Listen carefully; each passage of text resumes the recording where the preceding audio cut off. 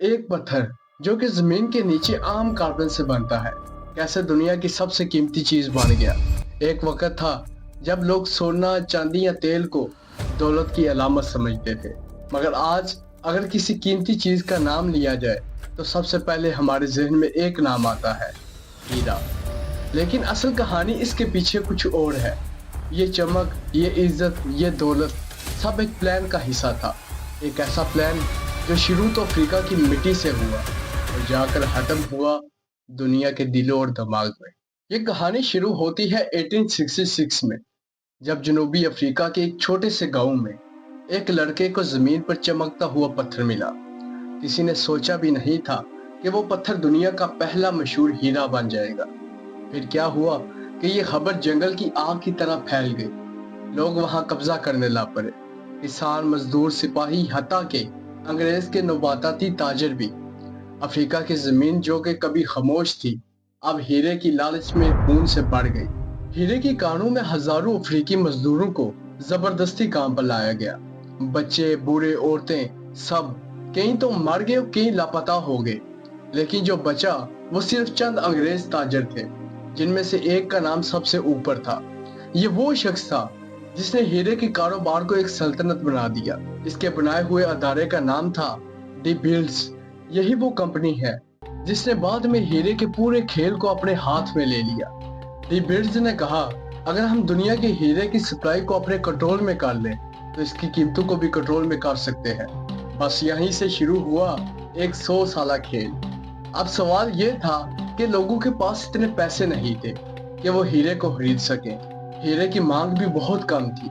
D builds को एक ऐसा आइडिया चाहिए था जो इंसान के दिल को पकड़ ले, और वो आइडिया आया मोहब्बत का। इन्होंने एक जुमला बनाया जो कि आज भी दुनिया की धरती पर है, a diamond is for ever. ये सिर्फ नारा नहीं था, ये एक जादू था। उसके बाद हॉलीवुड की फिल्मों में हीरा, इश्तिहारात में हीरा, शादियों में हीरा। आस्ता आस्ता लोग यकीन करने लग पड़े कि अगर तुमने अपनी मोहब्बत को हीरा नहीं दिया तो तुम्हारी मोहब्बत अधूरी है। डी बिल्ड्स ने दुनिया के 80% हीरो को अपने कब्जे में कर लिया। इन्होंने तय किया कि हर साल एक खास मिकदार मार्केट में आएगी। लोगों को लगने लगा कि हीरा नायाब है और बस कीमतें आसमान को पहुंच गई।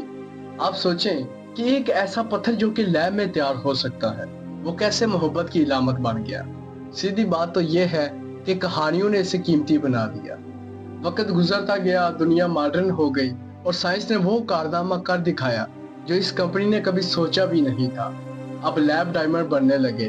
वही चमक, वही सख्ती, बस जमीन से नहीं निकला बल्कि इंसान के हाथ से बना है। अब साइंसदान माइक्रोस्कोप से भी फर्क नहीं बता सकते, लेकिन मार्केटिंग का जादू आज भी वही है।